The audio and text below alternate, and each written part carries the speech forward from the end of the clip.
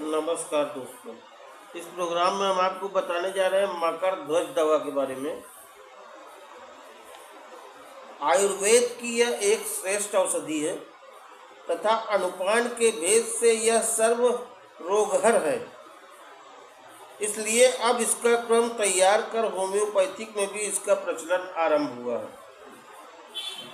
शिशुओं के श्वास यंत्र की बीमारी में मकर ध्वज शहद के साथ सेवन करने से बहुत बार सर्दी सूख जाकर हंफनी की तरह खिंचाव व सूखी कष्टदायक खांसी की वृद्धि होती है।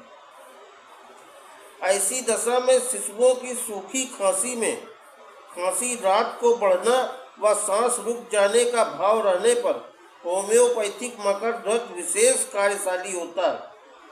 वयस्क व वृद्धों की उक्त प्रकार की खांसी में भी इससे फायदा हो सकता है।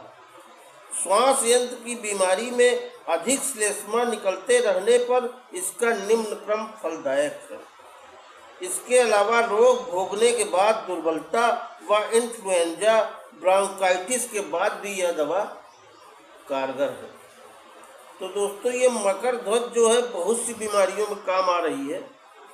तो सांस की, खांसी की बच्चों के लिए विशेष है, लेकिन औरों को भी फायदा हो सकता है जो लोग कफिष्ट बॉडी के हैं और परेशान हैं इससे।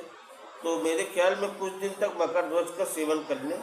इसकी 2x, 3x, 30 और 200 पोटेंसी यूज की जाती है।